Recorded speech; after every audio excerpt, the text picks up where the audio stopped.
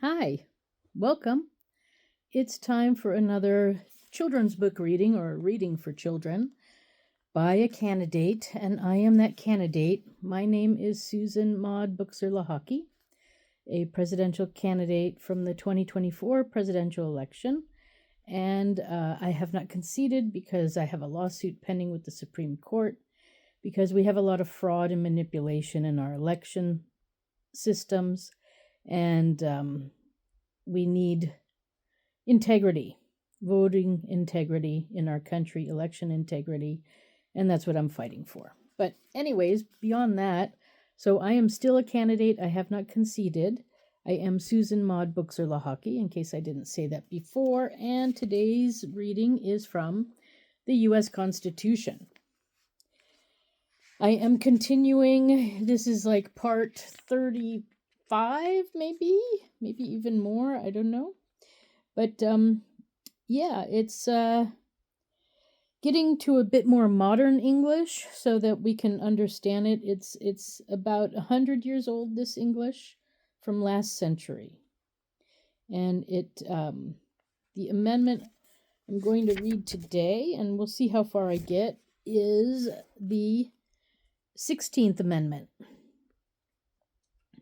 which was passed in 1913. Passed in 1909 by Congress and ratified by the states in 1913. So it goes like this. The Congress shall have power to lay and collect taxes on incomes from whatever source derived, without apportionment among the several states, and without regard to any census or enumeration. So what that means is that Congress can determine how much income tax they charge on people, or even if they impose an income tax. Congress can decide tomorrow not to charge income tax whatsoever. And currently, it's on income, it's on interest, it's on capital gains. So if you buy a stock and you sell it at a profit, if you buy a house and you sell it at a profit, so all of these are income sources. Also, if you have like a trademark or copyright and you make money from that, that's also income. So there's different levels of income, and how it really fits into the taxation system depends on not only how it's written into the federal laws, but how it's written into your specific state laws.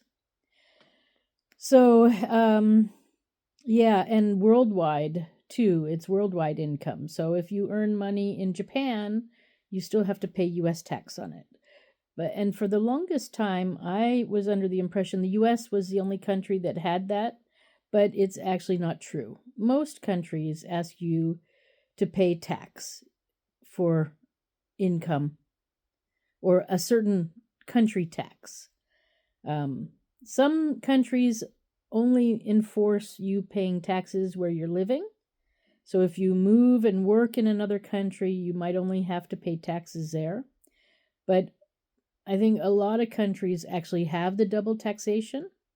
And then there are treaties that have been created to take care of that double taxation issue.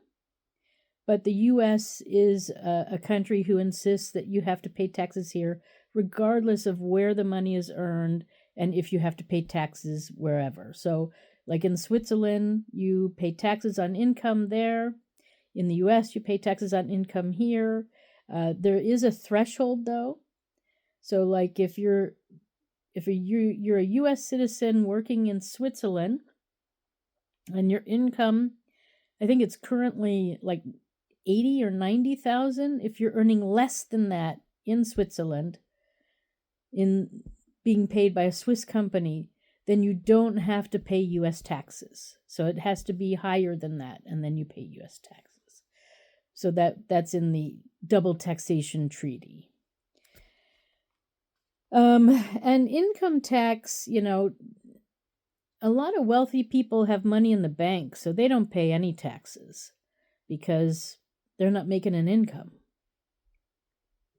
So the only people who are really paying taxes are the working people who are working for a salary, who don't have money in the bank.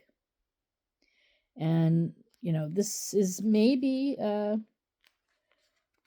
Congress should decide, maybe we don't have to pay income tax anymore. We have enough taxation on products. We don't really need income tax. But, that's another thing.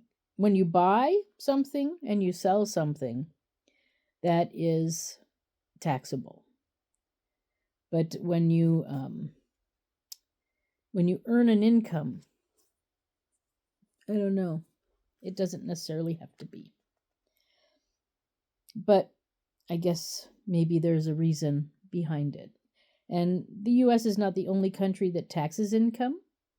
But, supposedly with the tariffs from other countries bringing their products in,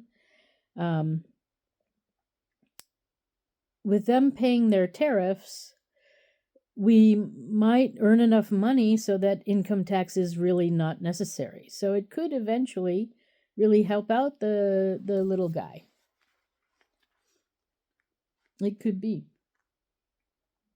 Anyway, so that is Amendment 16. Now, Amendment 17 is a bit different, a bit on some other topic, but it's around the same time. It was passed in Congress 1912, and it was ratified by the states in 1913.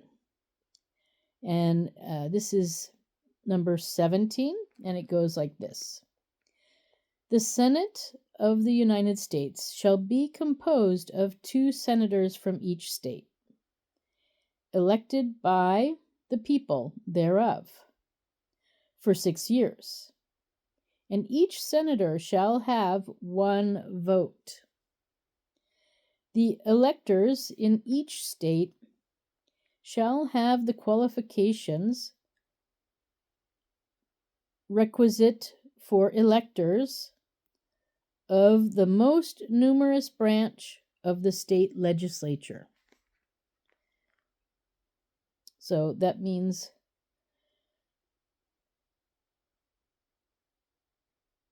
so the people who elect these senators, so the people in that state, have to be qualified, so the right age of the most numerous branch of the state legislature. So, but we have, anyways, amended this concept to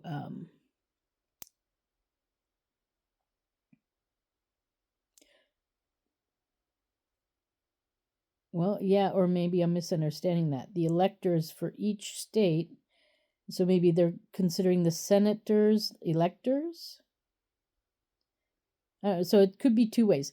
Either, no, because the Senate has its own rules. The U.S. Senate has its own rules of how old you have to be a senator. So that's already in existence. So it must be the people who get to vote for these people have to be qualified voters. So they have to be over 18. Any adult over 18 gets to vote. And yeah, so when vacancies happen in the representation of any state in the Senate, the executive authority of such state shall issue writs of election to fill such vacancies, provided that the legislature of any state may empower the executive thereof to make a temporary appointment until the people have filled the vacancies by election as the legislature may direct.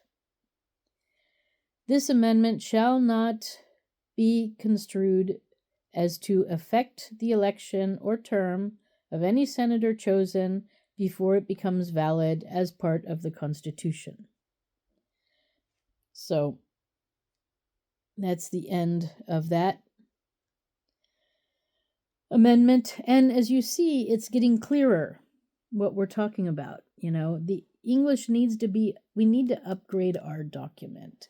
It's Old English, a lot of it, and as we get closer to present day, the wording gets better, more easily understood by the people, right? It should be understandable by the majority of the people, and currently I don't think a lot of the old text is understandable anymore. So we need a constitutional convention. It is time. And I'm going to stop here, although I sort of want to go forward. No,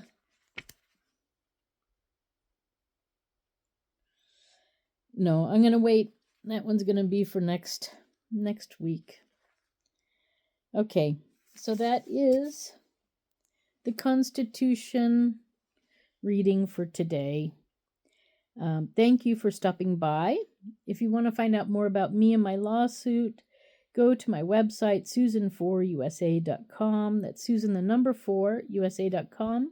And don't forget to like and subscribe to this page or my YouTube channel so that you can always get the latest videos and information that I'm bringing out so that people can be aware of what's happening and what truth is out there.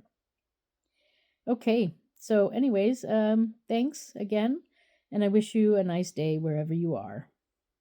Bye for now.